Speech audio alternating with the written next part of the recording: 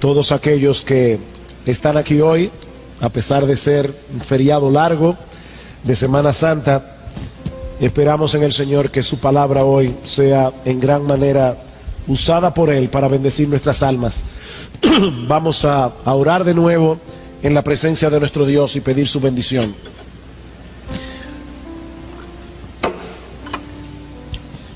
Padre, una vez más nosotros queremos acercarnos a ti y te suplicamos, Señor, que ante el tema que vamos a tratar en esta mañana, tú uses tu Espíritu para darnos entendimiento de estas cosas y para cambiar cualquier visión distorsionada que nosotros podamos tener relacionadas con el tema que vamos a tratar, porque te lo pedimos en el nombre de Cristo. Amén. Uno de los aspectos más complejos que se le presenta al cristiano en su vida práctica es el tipo de relación que el cristiano debe tener con el mundo. Por un lado, la Biblia nos enseña que los creyentes ya no le pertenecen al mundo, que somos extranjeros y peregrinos en un mundo hostil que presenta una activa oposición contra Dios y contra su pueblo. Y debo aclarar, por amor a aquellos que nos visitan en esta mañana, que cuando la Biblia habla en esos términos como enemigo de Dios o como enemigo del creyente, no se refiere al planeta en que vivimos. Se refiere más bien a un sistema de pensamiento que se opone al carácter y a la voluntad de Dios y al estilo de vida que ese sistema de pensamiento produce.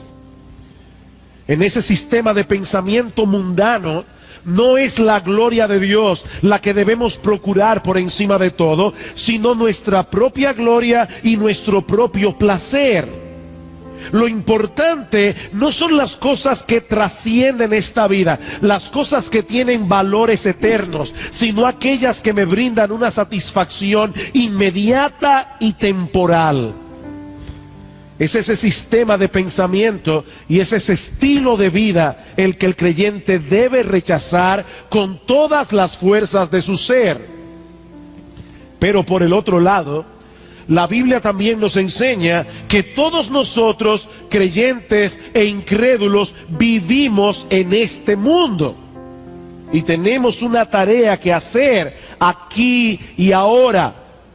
Si bien es cierto que no debemos vivir a la luz de ese sistema de pensamiento que es contrario al carácter y a la voluntad de Dios, la Biblia establece claramente que el cristiano debe aprender a vivir en el mundo, no a escapar de él.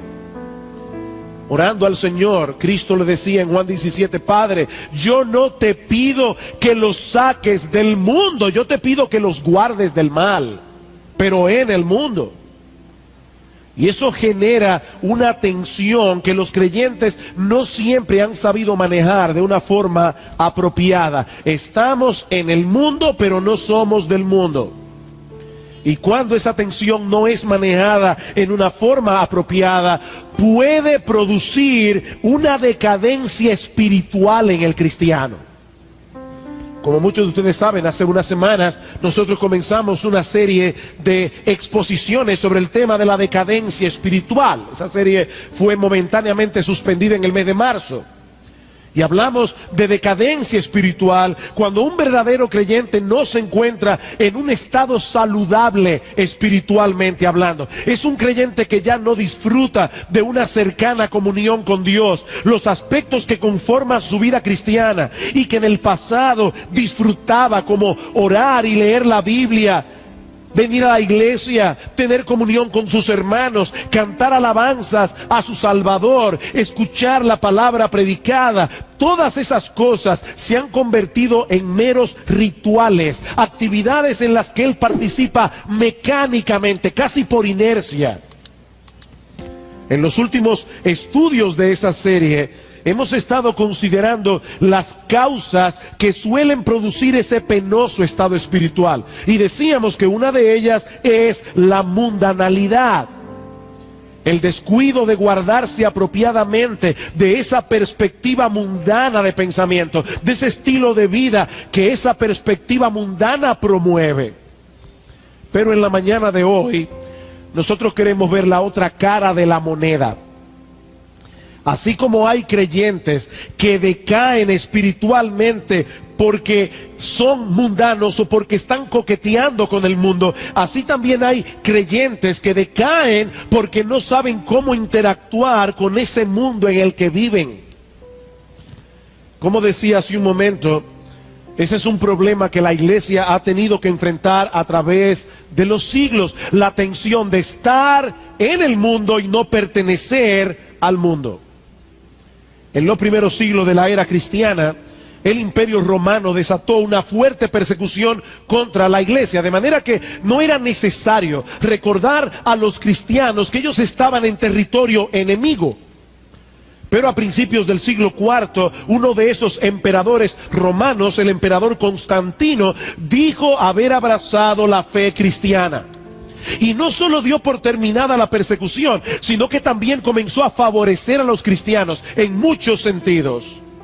Repentinamente, esos cristianos que habían sido perseguidos por más de 2 siglos pasaron a ser personas favorecidas por el imperio.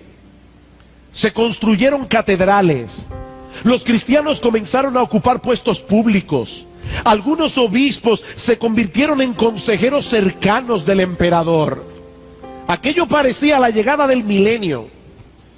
Todo parecía sonreírle a la iglesia.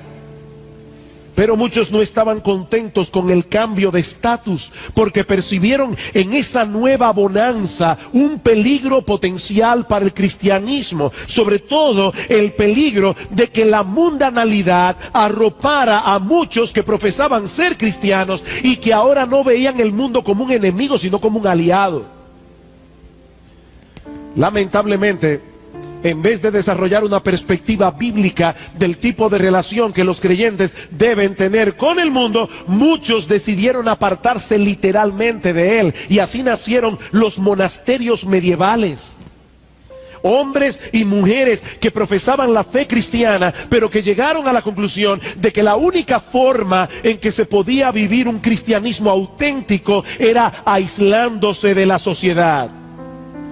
Y aunque el movimiento monástico nunca encontró eco en el protestantismo, mis amados hermanos, el espíritu del monasticismo todavía está vivo en la conciencia de muchos cristianos evangélicos. Cristianos verdaderos que no saben cómo interactuar con el mundo en una forma apropiada. Y lo que yo quiero que veamos en esta mañana es la manera como esto incide en nuestra vida cristiana y cómo esto puede llegar a producir decadencia espiritual. Un tema extraño, pero un tema importantísimo.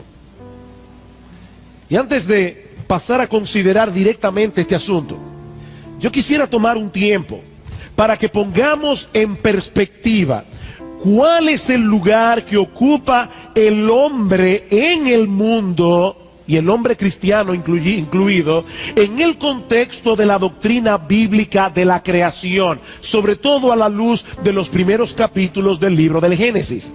Libro del Génesis, capítulo 1. ¿Cuál es el lugar que ocupa el hombre en la doctrina bíblica de la creación? Aunque la biología moderna se ha empeñado en presentar al hombre como un animal, claro, ellos dicen un animal racional, pero animal a final de cuentas, en el primer capítulo del Génesis nosotros vemos una diferencia marcada entre la creación del hombre y el resto de los seres vivos que pueblan este planeta. Noten el capítulo 1, versículo 11 y 12. Después dijo Dios: produzca la tierra hierba verde, hierba que dé semilla, árbol que dé fruto, árbol de fruto que dé fruto según su género, que su semilla esté en él sobre la tierra. Y fue así. Produjo pues la tierra hierba verde, hierba que da semilla según su naturaleza, y árbol que da fruto cuya semilla esté en él según su género. Y vio Dios que era bueno. Versículo 20. Dijo Dios: produzcan las aguas seres vivientes y aves que vuelen sobre la tierra en la abierta expansión de los cielos. Y creó Dios los grandes monstruos marinos y todo ser viviente que se mueve, que las aguas produjeron según su género, y toda ave alada según su especie. Y vio Dios que era bueno. Versículo 24. Luego dijo Dios: produzca la tierra seres vivientes según su género, bestias y serpientes y animales de la tierra según su especie. Y fue así. E hizo Dios animales de la tierra según su género, y ganado según su género, y todo animal que se arrastra sobre la tierra según su especie. Hermanos, es evidente que hay un énfasis en según su género, según su especie, según su naturaleza. Pero entonces llegamos al versículo 26. Y ahora Dios se dispone a crear al hombre. Y vemos de inmediato una diferencia radical en el lenguaje. Versículo 26. Entonces dijo Dios: hagamos al hombre a nuestra imagen. Ya no es según su especie, ya no es según su género, ahora es a imagen de Dios, conforme a nuestra semejanza, y señoré en los peces del mar, en las aves de los cielos, en la bestia de la tierra, en todo animal que se arrastra sobre la tierra. Y creó Dios al hombre a su imagen, a imagen de Dios lo creó, varón y hembra los creó. Y los bendijo Dios y les dijo: fructificad y multiplicaos, llenad la tierra y sojuzgadla, y señoread en los peces del mar, en las aves de los cielos y en todas las bestias que se mueven sobre la tierra. ¿Cuál es la enseñanza de este texto clave de las Escrituras? No solo que el hombre fue creado a imagen y semejanza de Dios, y por lo tanto que el hombre es un ser personal, es un ser que piensa, es un ser que tiene voluntad, es un ser que tiene autoconciencia, es un ser que tiene emociones, sino también que Dios colocó al hombre en una posición de dominio sobre todo lo creado. ¿Con qué propósito? Con el propósito de desarrollar el potencial escondido por Dios en la creación. Génesis capítulo 2, versículo 15. Tomó pues Jehová Dios al hombre y lo puso en el huerto de Edén para que lo labrara y lo guardase. Esto es lo que nosotros conocemos como el mandato cultural. Ahora, yo debo hacer una aclaración aquí, porque nosotros solemos asociar la palabra cultura con ciertas manifestaciones artísticas, sobre todo en su aspecto elitista, no popular. La música clásica, la ópera, el teatro clásico. Pero realmente la palabra cultura tiene un significado mucho más amplio. Esta palabra se relaciona con la idea de cultivar e incluye todo tipo de actividad humana que contribuya al desarrollo, al enriquecimiento y aún al esparcimiento de la sociedad. El hombre, como mayordomo, como corregente de la creación, debía transformar su entorno para la gloria de Dios y para el bien de la sociedad. De manera, mis hermanos, que el trabajo no fue parte del castigo divino por causa de haber pecado, sino un aspecto fundamental de la responsabilidad que el hombre tenía desde el principio como mayordomo de Dios. Si el hombre hubiese permanecido en obediencia, todos los aspectos de su vida hubiesen sido sagrados. No solo su tiempo de comunión con Dios, sino también el desempeño de sus labores cotidianas en el cumplimiento del mandato cultural. Pero nuestros primeros padres no permanecieron en la condición en la que fueron creados, se rebelaron contra Dios y todos los aspectos de la vida humana quedaron trastornados por causa del pecado. La relación del hombre con Dios, la relación del hombre con el hombre, la relación del hombre con la naturaleza. Génesis capítulo 3, versículo 17. Y al hombre dijo Dios: por cuanto obedeciste a la voz de tu mujer y comiste del árbol de que te mandé diciendo no comerás de él, maldita será la tierra por tu causa, con dolor comerás de ella todos los días de tu vida, espinos y cardos te producirá y comerás plantas del campo, con el sudor de tu rostro comerás el pan hasta que vuelvas a la tierra, porque de ella fuiste tomado, pues polvo eres y al polvo volverás. Noten, hermanos, que el trabajo en sí no fue parte del castigo. El castigo fue el dolor y el sentido de frustración que el hombre habría de experimentar a partir de ese momento conectado con su trabajo. Ese es el castigo. El hombre perdió el paraíso por causa de su pecado y nunca más lo volvería a recobrar hasta que Dios restaurara por completo todo el daño que el pecado había causado. Y es precisamente en este punto de la historia donde entra en juego otra doctrina. Ya vimos la doctrina de la creación. Veamos ahora la doctrina de la redención. Tan pronto el pecado hizo su entrada en el mundo, Dios hizo la promesa de enviar un redentor.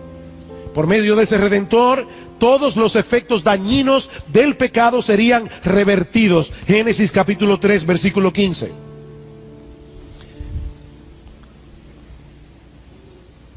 Y pondré enemistad entre ti y la mujer, entre tu simiente y la simiente suya. Esta te herirá en la cabeza y tú la herirás en el calcañar. Dios está prometiendo, va a venir un hombre nacido de mujer que va a aplastarle la cabeza a la serpiente. Y a partir de esa promesa, Dios comienza a revelar a su pueblo detalle tras detalle acerca de ese redentor que habría de venir. De hecho, todos los judíos del Antiguo Testamento que se salvaron porque esperaban con fe el cumplimiento de esa promesa. Ahora, hermanos, y esto es de suprema importancia, ¿qué sucedió después de la entrada del pecado en el mundo con el mandato cultural que Dios le había dado al hombre en el huerto del Edén?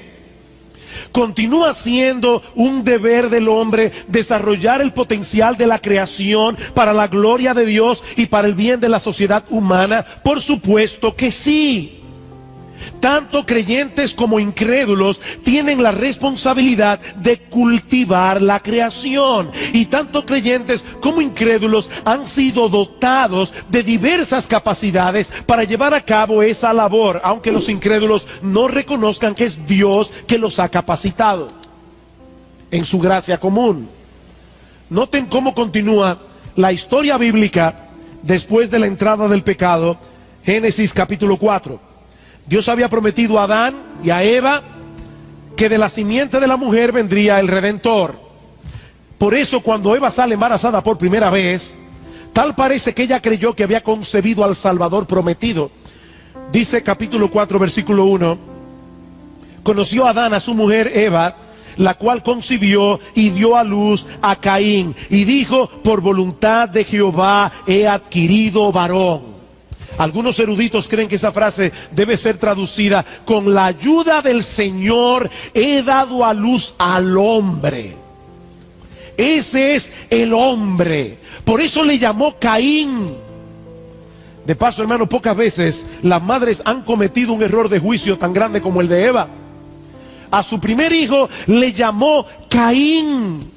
Un nombre que algunos eruditos traducen como posesión e incluye la idea de valía. Este es el hombre, este es el Redentor prometido. Y al segundo hijo le llamó Abel, que significa vanidad. Esa es la misma palabra que aparece en Eclesiastés capítulo 1 versículo 2 cuando dice: vanidad de vanidades, Abel de los Abeles, todo es vanidad. Pero en vez del Redentor, ese hijo primogénito vino a ser el primer homicida de la historia cuando mató a su hermano por envidia. Pero entonces, en la historia bíblica, nosotros vemos que Dios hace algo bien extraño. no solamente le perdona la vida a Caín a pesar de su homicidio, sino que también decide protegerlo para que otros no le hagan a él lo que él le hizo a su hermano. Génesis capítulo 4, versículo 14. Dice Caín a Dios: he aquí me echas hoy de la tierra, y de tu presencia me esconderé, y seré errante y extranjero en la tierra, y sucederá que cualquiera que me hallare me matará.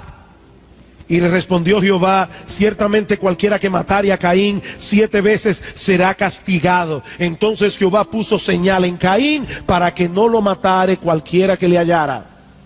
Y nosotros nos preguntamos: ¿y cuál fue el propósito de Dios de dejar a Caín en vida? De dejarlo vivo. Sigamos leyendo. Versículo 16. Salió pues Caín de delante de Jehová y habitó en tierra de Nod, al oriente de Edén, y conoció Caín a su mujer. Algunas personas creen que ya, porque leyeron ese versículo, descubrieron un error en la Biblia, porque ¿con quién se casó Caín? Se casó con una de las hijas de Adán y Eva, con una de sus hermanas, porque en ese tiempo no había ningún problema en que eso pasara. Era la única manera en que se podía poblar la tierra. Eso no es ningún inconveniente. Dios es Dios, y Él puede decidir cuando quiera cambiar una ley que Él mismo puso. Pero sigamos leyendo. Conoció Caín a su mujer, la cual concibió y dio a luz a Enoc. ¿Y qué hizo Caín? Edificó una ciudad y llamó el nombre de la ciudad del nombre de su hijo Enoc. Y luego continúa narrando sobre la genealogía de Caín. Dice en el versículo 20: y Ada dio a luz a Jabal, el cual fue padre de los que habitan en tiendas y crían ganados. Y el nombre de su hermano fue Jubal, el cual fue padre de todos los que tocan arpa y flauta. Y Sila también dio a luz a Tubal-Caín, artífice de toda obra de bronce y de hierro. Los descendientes de Caín comenzaron de inmediato a cumplir el mandato cultural. Ellos no lo estaban haciendo para la gloria de Dios, pero aún así, mis hermanos, ellos estaban haciendo el trabajo que Dios ordenó al hombre que hiciera en el huerto del Edén. Mis hermanos, todos nosotros tenemos la responsabilidad de cultivar la creación, haciendo uso de los dones y talentos creativos que Dios reparte a todos los hombres en su gracia común, independientemente de si son creyentes o no. A través de la historia, muchos incrédulos han producido grandes obras de arte de increíble hermosura y genialidad. Muchos incrédulos han contribuido al avance de la ciencia, al avance de la tecnología. Muchos incrédulos han hecho descubrimientos de enorme importancia para el desarrollo de la civilización. ¿Saben por qué? Porque Dios los ha dotado en su gracia común de un montón de capacidades distintas para que lleven a cabo el mandato cultural. Esa labor ya dejó de ser sagrada por causa de la caída. Muchas veces nosotros decimos que no debemos hacer distinción entre lo sagrado y lo secular, pero hay un sentido, mis hermanos, en lo que nosotros sí debemos hacer esa distinción. En la Biblia nosotros vemos una separación marcada entre el reino de Dios, el avance del reino de Dios y el quehacer temporal que el hombre debe llevar a cabo en este mundo. Hay una diferencia entre lo secular y lo sagrado, en el sentido de que hay cosas que pertenecen a la vida aquí y ahora, mientras que hay otras que son separadas de su uso común para el uso exclusivo de la adoración a Dios.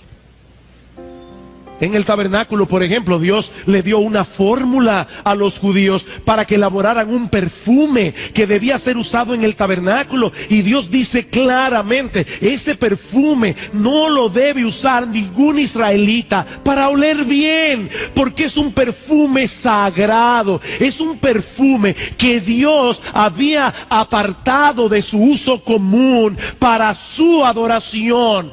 Pero mis hermanos, ese quehacer, esa labor temporal o secular sigue siendo honorable, porque es el mismo Dios el que ordenó que se hiciera. Es el mismo Dios el que capacita al hombre en su gracia común para que ese trabajo sea hecho.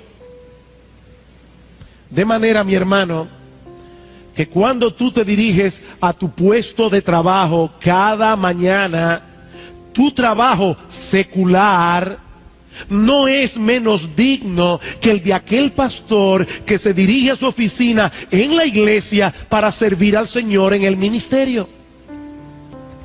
Ambos son siervos de Dios y ambos deben hacer lo que hacen para la gloria de Dios y el bien de la sociedad. Fue el entendimiento de esta doctrina lo que impulsó el enorme progreso que experimentaron los países del norte de Europa que abrazaron la reforma protestante en el siglo XVI. El comercio, la ciencia, las artes, la industria, todo fue permeado por esa perspectiva de hacer las cosas con excelencia, porque la estamos haciendo para la gloria de Dios y para el bien del prójimo. Esos hombres entendieron que todos nosotros tenemos un llamado distinto para servir en la sociedad, poniendo nuestros dones y talentos al servicio del mandato cultural. El artista protestante no tenía que justificar su labor pintando cuadros que inspiraran devoción religiosa, como hacían los artistas católicos romanos en la Edad Media. Ellos no sentían la presión de la iglesia de que ellos debían santificar su arte, usándolo para promover intereses religiosos y morales. No, el mero hecho de hacer un cuadro que produjera un placer estético era suficiente. Eso es parte del mandato cultural. Es por eso que pintores como Rembrandt o Durero, que abrazaron la cosmovisión reformada, yo no sé si eran verdaderos cristianos en todo el sentido de la palabra. Durero era muy amigo de Martín Lutero. Y estos pintores que abrazaron la cosmovisión reformada produjeron obras sumamente hermosas y sumamente realistas. Ya no era necesario que se dedicaran únicamente a pintar escenas bíblicas, y cuando lo hacían, los personajes de sus cuadros eran hombres comunes y corrientes. Los pintores católicos romanos de la Edad Media pintaban a las vírgenes, a los santos, a Jesús como seres que estaban muy alejados del resto de las personas. Ellos ya dejaron de pintar los cuadros así. Hay un cuadro de Rembrandt sobre la crucifixión del Señor, y cuando uno ve el cuadro, uno se da cuenta del pensamiento que Rembrandt tenía. El cuadro pinta a Jesús como un ser humano normal, porque eso era lo que era Jesús. Ahora, ¿saben cuál detalle incluyó Rembrandt en el cuadro? Se incluyó a sí mismo cargando la cruz donde Cristo fue crucificado. De esa manera Rembrandt estaba diciendo: yo fui uno de los que lo clavó en la cruz del Calvario. Tenían otra forma de pensar. Como dice Michael Horton, la reforma enfatizó la verdad de que Dios se había hecho humano en la persona de Cristo, dignificando así la vida terrenal y secular. La creación era un motivo digno de ser plasmado en un lienzo, porque era la creación de Dios. Los músicos no tenían que justificar su arte componiendo música sacra únicamente. Ellos podían componer música hermosa para el deleite de los que la escuchan. Esa era la mentalidad de Johann Sebastian Bach, un cristiano a carta cabal. Esa era la mentalidad de Händel. Ellos no tenían que justificar su acción artística, porque eso era parte del mandato cultural. Un autor cristiano llamado Hans Ruckmaker, fundador del Departamento de Historia del Arte en la Universidad Libre de Ámsterdam, este hombre resumió de manera genial este pensamiento en el título de uno de sus libros. Se titula: El arte no necesita justificación. El arte no necesita justificación. Pero ¿saben qué, mis hermanos? Lo mismo podemos decir de cualquier otra vocación. Un arquitecto cristiano no tiene que justificar su labor profesional diseñando iglesias.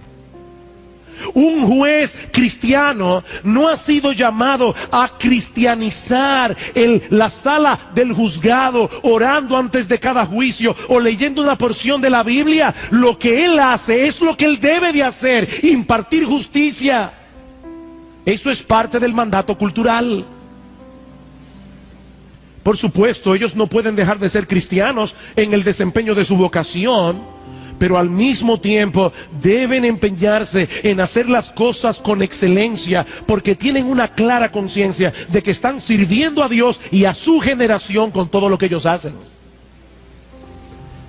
Pocos textos de la Biblia presentan esta enseñanza tan clara como Colosenses capítulo 3. Colosenses capítulo 3.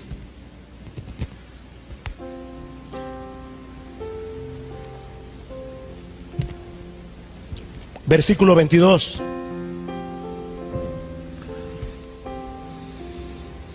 Siervos, obedeced en todo a vuestros amos terrenales. Como hoy día la palabra siervo puede interpretarse de otra manera, tenemos que entender que Pablo está escribiendo aquí a los esclavos cristianos.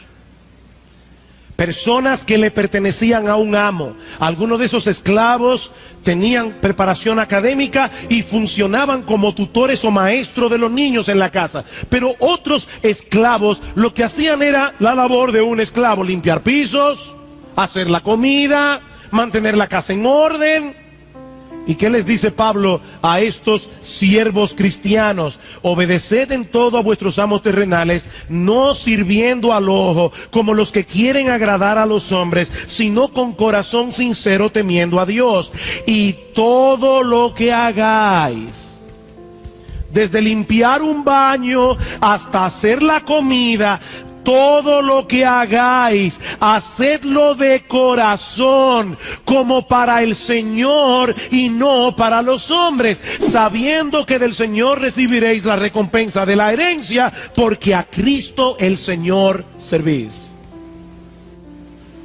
Pablo les está diciendo: siervos, aparte de lo que su amo les pide, ustedes tienen un mandato de Dios.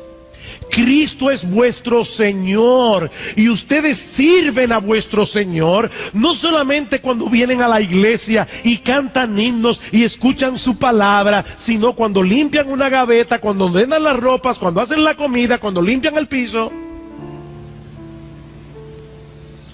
Hasta aquí ya me imagino a algunos pensando: bien, pastor, todo eso está fantástico, pero ¿qué tiene que ver todo eso con la decadencia espiritual? Porque ese es el tema que estamos tocando en esta serie. Bueno, eso es lo que yo quiero responder en los próximos minutos.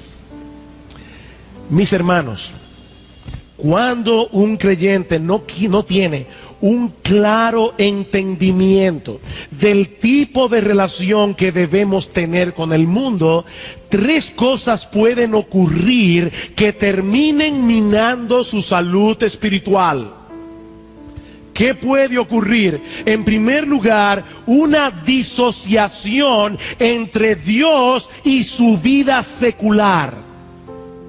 Este creyente ve muy poca o ninguna relación entre su vida laboral y su cristianismo. Inconscientemente, él contempla estos dos aspectos de su vida como dos líneas paralelas que nunca o casi nunca se juntan.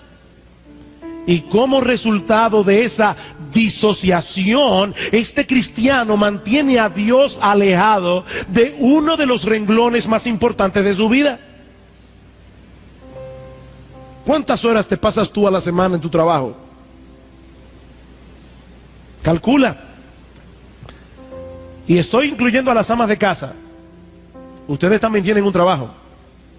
Yo no estoy hablando aquí únicamente de arquitectos, ingenieros, abogados. Es que todos nosotros tenemos una labor que hacer. ¿Cuánto tiempo ¿Cuántas horas de la semana tú empleas en llevar a cabo tu labor?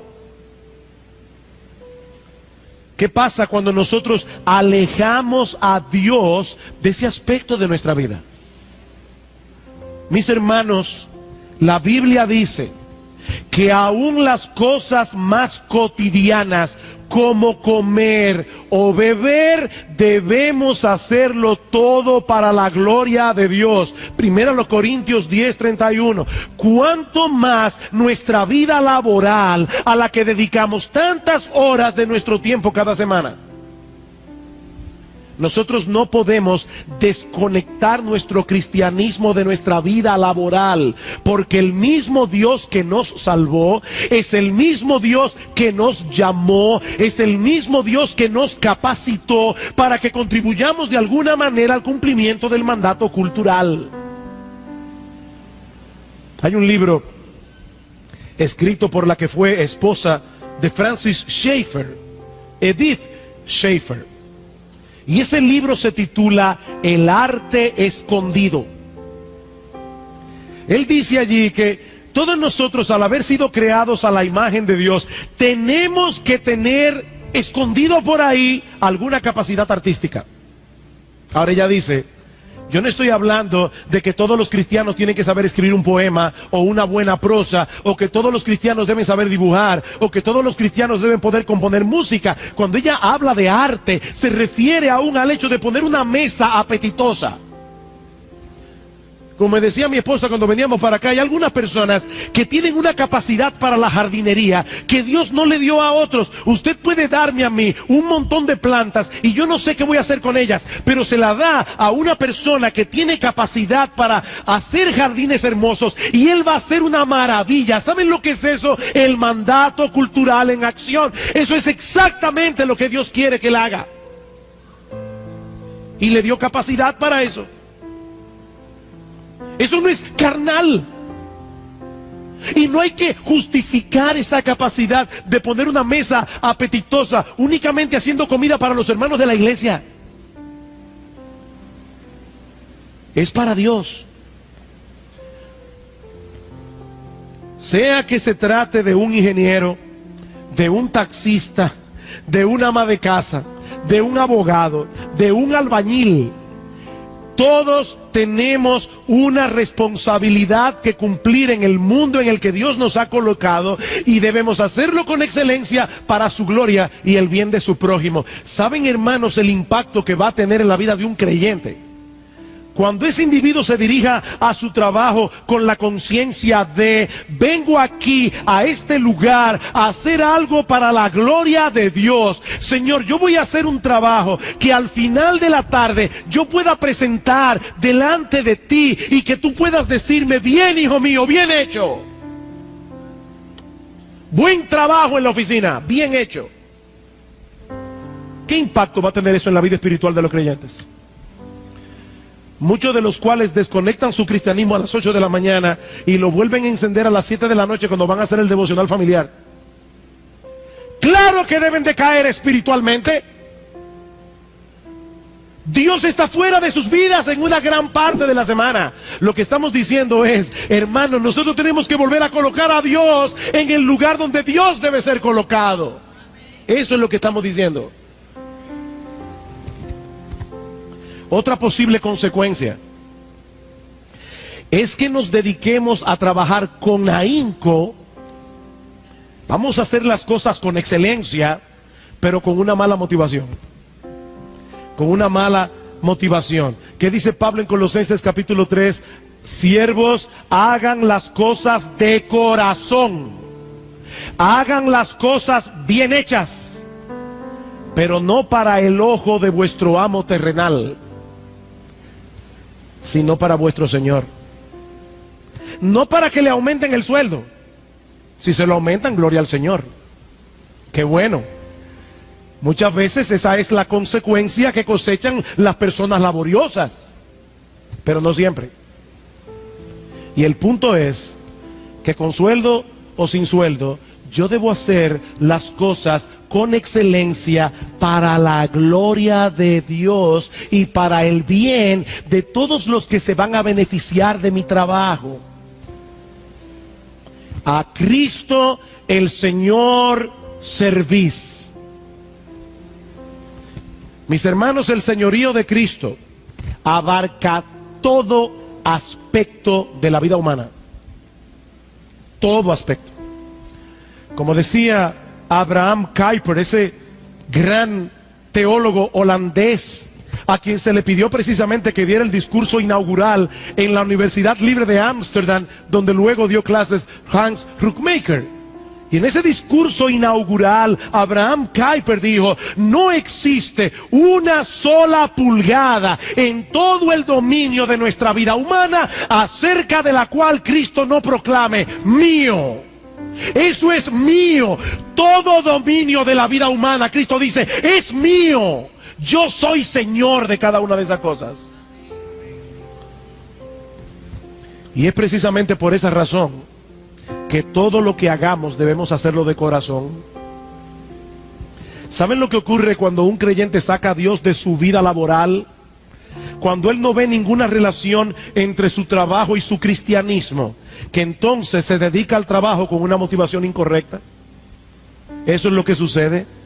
El empeño que ponen a hacerlo bien, en vez de ayudarlo espiritualmente, está alimentando su codicia y su deseo de gloria. Y si hay algo que va a llevar a un cristiano a decaer espiritualmente, es su codicia y su vanagloria. Mi hermano, déjame hacerte una pregunta. ¿Qué te motiva a levantarte cada mañana? Por favor, piénsalo. ¿Cuál es tu motivación para levantarte cada mañana y dirigirte a tu trabajo? Porque si es la motivación de hacerte rico, escucha lo que dice las Escrituras, Proverbios 23, 4 al 5. No te afanes por hacerte rico, sé prudente, desiste. ¿Vas a poner tu confianza en las riquezas, las cuales son ningunas? Es una imprudencia, dice la Biblia, querer ser rico. Ahora fíjense en algo interesante. El mismo libro de Proverbios dice que Dios bendice la diligencia muchas veces con prosperidad económica. Pero la motivación no es el dinero. La motivación es la gloria de Dios y el bien de las almas. Efesios 4:28. El que hurtaba, no hurte más, sino que trabaje haciendo con sus manos lo que es bueno. ¿Para qué? Para que tenga que compartir con el que padece necesidad. ¿Qué perspectiva más diferente de las riquezas y de los bienes? Primera Timoteo 6:17. Pablo le dice a Timoteo: a los ricos de este mundo mándales que no sean altivos, que no pongan su esperanza en las riquezas, las cuales son inciertas. Aún a los ricos Pablo les dice: no pongan su esperanza en las riquezas, que hoy las tienes y mañana se evaporan. Pon tu confianza en el Dios vivo, el cual nos da todas las cosas en abundancia para que las disfrutemos. ¿Cuál es tu motivación para hacer bien tu trabajo?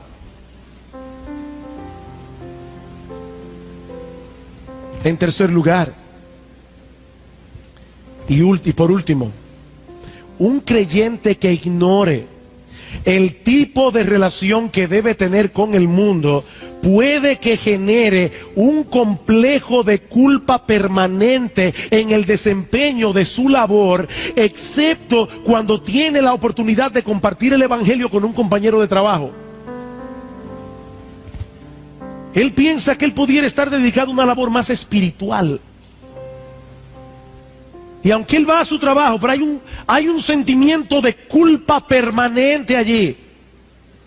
Y por si acaso, hermanos, no es que nosotros veamos ningún problema en que un cristiano tenga el deseo de compartir el mensaje del evangelio con otros. Así debe ser. Pero el creyente no debe ver el trabajo como un mal necesario que solo se justifica cuando de alguna manera nosotros podemos conectarlo con el evangelismo o con las misiones, porque esa no es la perspectiva que la Escritura nos da.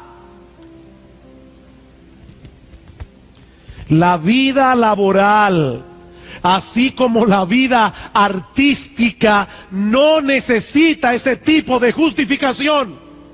Vale por sí mismo. Por supuesto, el hecho de ser cristiano, eso ejercerá una influencia determinante en nuestra ética laboral. Como ejercerá una influencia determinante, o debería ser, en el uso del dinero que nosotros ganamos trabajando. El creyente que tiene la conciencia de que todo cuanto tenemos le pertenece al Señor, que nosotros solo somos mayordomos temporales de esos bienes. Un creyente que tenga esa conciencia seguramente hará un buen uso de sus riquezas si Dios prospera su diligencia, como muchas veces pasa. Escuchen una vez más el texto que citamos de 1 Timoteo, pero lo voy a leer ahora en la traducción que hace Guillermo Hendrickson, el comentarista. En cuanto a los que son ricos en términos de esta era presente, mándales que no sean orgullosos, ni que pongan su esperanza en la incertidumbre de las riquezas, sino en Dios, quien nos provee ricamente con todo para nuestro deleite. Mándales que hagan lo que es bueno, que sean ricos en buenas obras, prontos para dar, dispuestos a compartir, atesorando así para ellos lo que formará un excelente fundamento para la era venidera, para que puedan echar mano de la vida real. Dios nos da para que demos, y para nuestro deleite, dice el texto, pero para que demos. Esa es una buena motivación para dedicarnos a hacer con excelencia lo que Dios nos ha mandado a hacer. Pero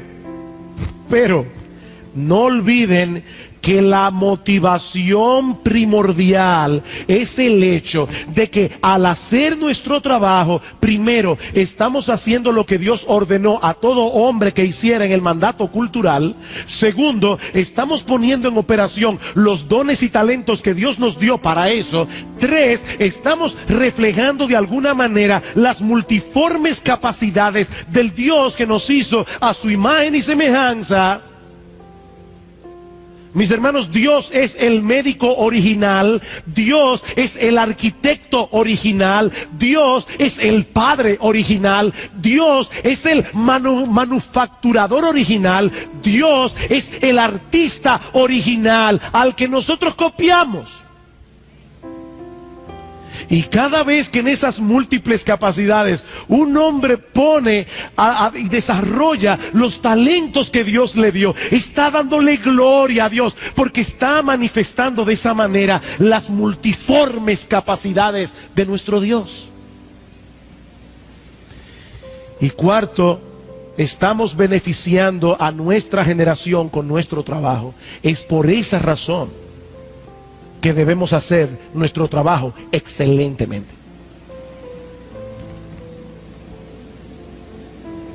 En algunos casos, ese beneficio va a ser muy evidente. El médico que descubre una vacuna o un nuevo tratamiento para el cáncer. Pero en otros casos, hermanos, ese beneficio que va a cosechar la sociedad no va a ser tan evidente. ¿Qué pasaría en República Dominicana si la mayoría de las madres se dedicaran a hacer su trabajo, a criar a sus hijos en la disciplina y amonestación del Señor? Y estoy mencionando a las madres de manera particular, no porque estoy excluyendo a los padres, porque la principal responsabilidad es de los padres. Estoy mencionando a la madre porque nuestra generación ha calado aún en la iglesia la idea de que una mujer preparada, una mujer inteligente, no puede ser que se quede como una mediocre en su casa. Y yo sé que hay muchas madres que tienen que trabajar por necesidad. Yo no estoy hablando de eso. Yo estoy hablando de esa mentalidad de que una mujer no debe ser ama de casa, no debe ser madre para realizarse como mujer. Y nuestra sociedad está cosechando con creces los resultados de esa mentalidad diabólica y mundana.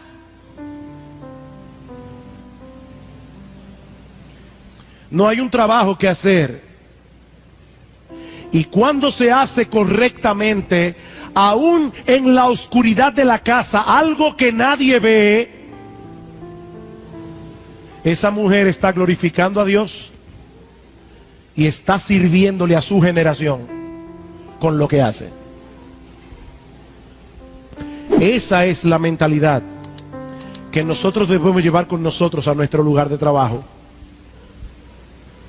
Y yo les aseguro que nuestra vida, en sentido general, va a estar conectada con la persona de Dios y la palabra de Dios todo el tiempo. Todo el tiempo. Mis hermanos, que Dios nos ayude a contemplar nuestras vocaciones y labores respectivas desde una perspectiva bíblica, para que no terminemos cosechando una decadencia espiritual en nuestras vidas al sacar a Dios fuera de nuestra existencia, cuando menos 8 horas cada día. Que el Señor nos ayude. Vamos a orar.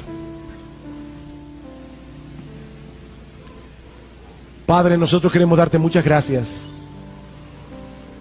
porque tenemos en tu palabra todas las respuestas que necesitamos. Padre, no tenemos que comprarle al mundo su filosofía con respecto al trabajo. Nosotros tenemos en tu palabra una enseñanza liberadora, una enseñanza que nos permite hacer con gozo y hacer con excelencia la labor que tú nos has llamado a hacer, sea limpiar pisos o crear edificios. Señor, ayúdanos a hacerlo todo, comer, beber o cualquier otra cosa, para la gloria de tu nombre y para el beneficio de nuestra generación, porque te lo pedimos en el nombre de Cristo. Amén.